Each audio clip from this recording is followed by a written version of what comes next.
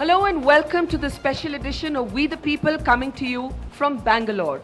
Karnataka, of course, is now awaiting assembly elections.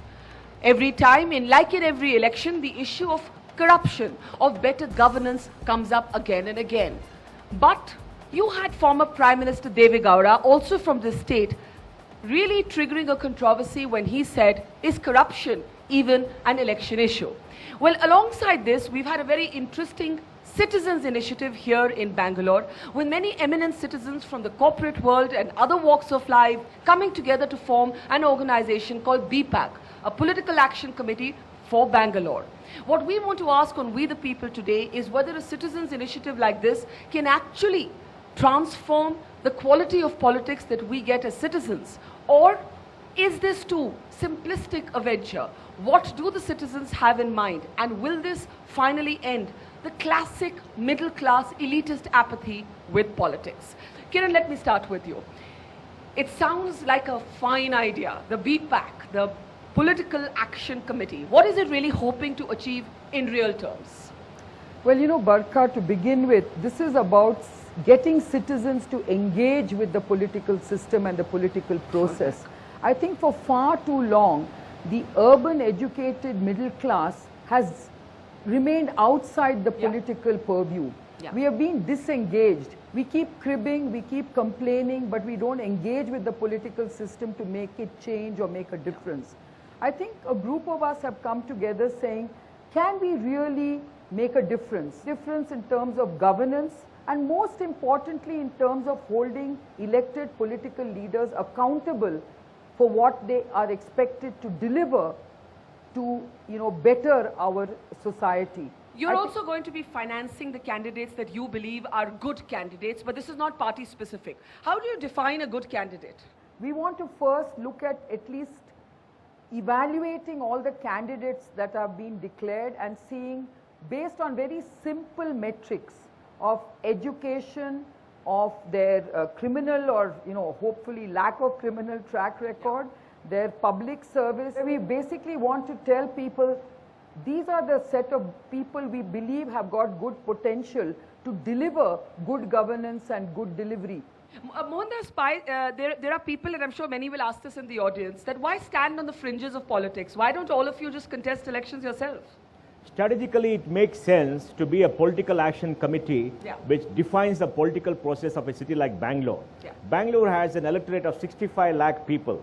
40% of them, 27 lakhs, are people who are educated, middle class. If we get all of them to register as voters, 50% of them come and vote, they will be the swing factor for all the 28 seats of Bangalore.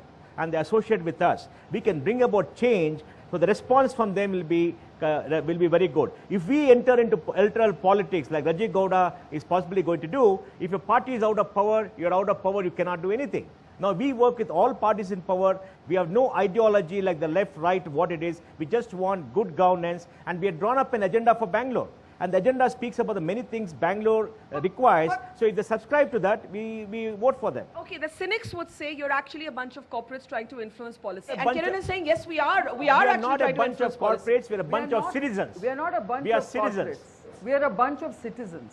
Yes.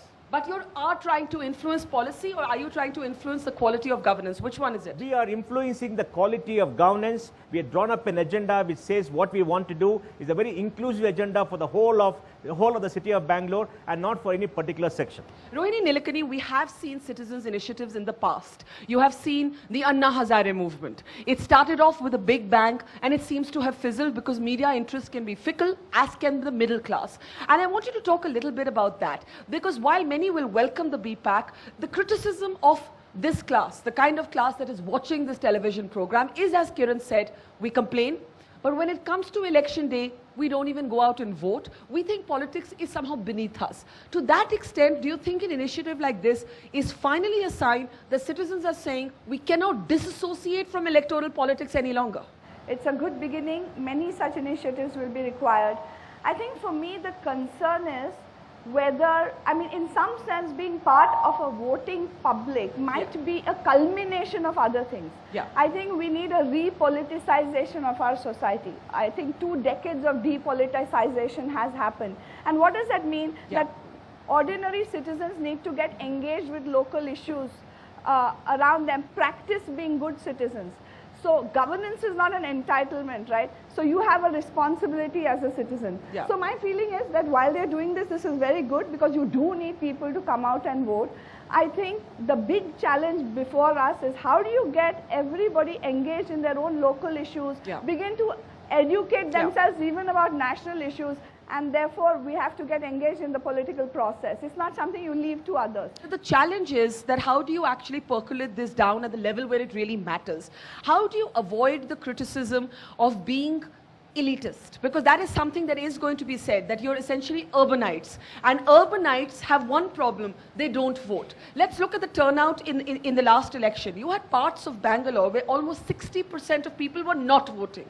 You know, you had averages like 44% in some parts of Bangalore. I think we should stop using the word elitist because it has a very different connotation. Yeah. If you feel that, you know, being elitist is about trying to take on the political system and influence change, then so be it. We are elitist. But what I'm trying to say is that we are really looking at how do you bring about this change? How do you hold you know, the political leadership accountable for delivering to the citizens, and that's the only way you can do it is to get citizen engagement. What we plan to do as BPAC is to start, you know, coming up with report cards every quarter saying... So you will actually audit the Yes, performance? We want to audit the performance, but get the citizens to actually partake in that audit process. Okay, Trilochan Shastri, but here's the irony that you have idealistic citizens here talking about auditing the performance of their MLAs to start with, maybe their members of parliament, even their local body elections. But actually, when you look at the politics of Karnataka itself, there are those who would argue that corruption has actually proved to not be an issue. We don't know what kind of issue it will be in these elections. What you actually have is fragmentation. You have a fragmentation of the social base, for example, of the BJP. The ADR has assessed that there's going to be thousands of crores flowing into this one assembly election. The legal limit for an MLA to contest an election in his constituency is 16 lakh rupees. Can BPAC make a difference? I really hope so. We are all concerned about the fact that governance is not working the way it should. Yeah. We are working in a different direction. I think all of us are trying to improve the quality of governance. And I think the great need of the hour is, rather than criticizing them or criticizing somebody else, we need to find a positive way that we work together and make not only Bangalore and Karnataka, but this country work well. There's too much cynicism. You know, say this is bad, that is bad. Let's work positively. And coming back to your immediate question about money, we are only extrapolating what the Chief Election Commissioner said. Yeah. He said in Uttar Pradesh 10,000 crores.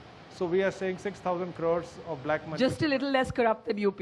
No, 403 seats in Uttar Pradesh versus 224 in Karnataka. Okay, that explains it, yeah. While I think we respect what they are doing, somebody else has to do the act of trying and cleaning it up. So we are trying to do our Abhiyan, Mera Vote Bikav Nahi. Our vote is not for sale. And saying that please don't sell your vote, please don't sell yourself, don't sell your kids, don't sell your family, don't sell Bangalore, don't sell Karnataka, don't sell India. And I don't think we will have so much traction. I shouldn't say this on TV, but we are jolly well going to continue. Why won't you have so much traction? Because we don't have the money that the political parties have. And we have 1/10 of the money that one candidate will spend in one constituency, and we are trying to do a statewide campaign. Mohandas, why did you all decide also to fund candidates? Now, there is a raging debate about whether there should be corporate funding of elections at all. There is no transparency right now. We do not know which corporate finances, which party, at what level, and how that might in turn influence policy. Barka, if you want good governance, you want good people to come into politics, all citizens should fund the political campaign of candidates. If you believe somebody is going to represent you, fight an election which costs money and it's got an absurdly low limit, they're going to raise money from crooks, from smugglers, from corrupt contractors, etc. Unless we fund them, they'll not be accountable to us. We're all living in cuckoo land. If we believe that we can sit back and criticize, we get good governance, they will not be corrupt. How did Obama raise $1 billion? Yeah. Why can't we all put a small amounts of money, raise a few 100 crores? Change will come when you put money on the table, and we are doing that by giving money within the legal limits But at the let start. me go down the panel with what you've said. Let me start with you, Rohini, then I'll come to Rajiv. Arvind Kejriwal tried this. Anna Hazare tried this. They tried to raise funds directly from people who were showing up at their rallies. Eventually, is this a sustainable model? You think it is, but has it worked for them? I am saying on TV, I am going to donate personally. I don't have the money, these people, 1,000 rupees to every party in Karnataka. 1,000 rupees to every party? Every party. Now wait a minute. See, we are saying that the mafia and the real estate or whatever words he used are going to control.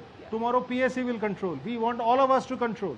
The same thing as Barack Obama does. Let's start this campaign. Hum sab Rajnitik So this is an interesting idea. 1,000 rupees to every political party. Rohini and then Rajiv. Yeah. I'm not very sure of that, because what I've understood in elections is that money is used to redistribute it back down to other voters. So I'm not sure where this will all lead. But I would say get engaged. And the way it's going to take time for us to impact on which are the candidates that come into the fray. And that's what we should be looking out for.